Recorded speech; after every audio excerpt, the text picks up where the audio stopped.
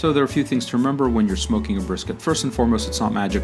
There are a bunch of guys online that have been doing it for a while. They have their secret sauces, secret recipes, but it's a pretty straightforward process.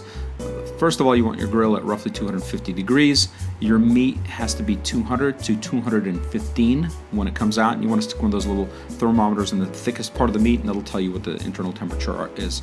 And the other thing is, keep in mind this is going to be roughly a 12-hour cook, so you want to start late in the evening or early in the morning. The second thing to remember is the choice of meat. It's really not that important.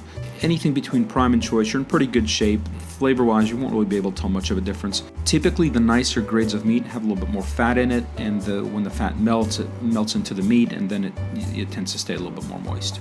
The final thing you have to remember is you have to let your meat rest and relax. And I'm not talking about your meat, I'm talking about the meat that was just on the grill that you pulled off. And so what you want to do is make sure it's wrapped up in foil, wrap it up in a towel as well, put it in a cooler, and you want it to sit in that cooler for at least an hour or two. And that does two things. First and foremost, it lets the juices redistribute, the meat will stay a little bit more moist, and the other thing that's going to happen is it's going to continue to cook in its own heat. The beauty of that is that it comes out a little bit more tender, and you'll enjoy it that much more. Another thing to remember is the seasonings that you use. The seasonings, once again, truly don't make that much of a difference. Some people just use salt and pepper, which is just fine. I just like to use just a pork rub just because I got a bunch of this stuff. I buy a whole bunch of it all at once. And the other big thing I like to use is honey, and specifically I use cloister honey because it's made by a local company in my area. And what that does is it adds a little bit of a sweetness to the meat and just makes it taste a little bit better.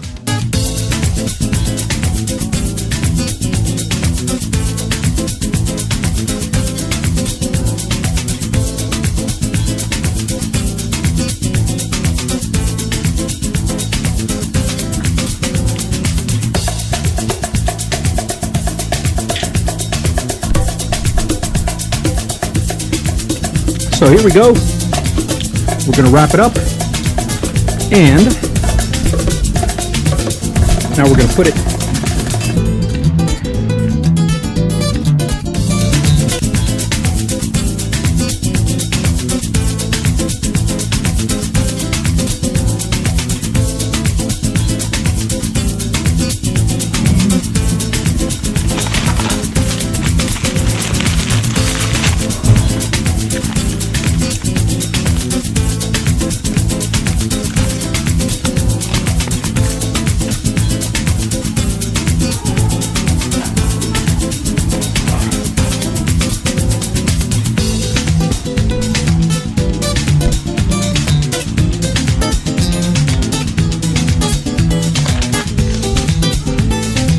The last part of this here, you can definitely see where I made a mistake.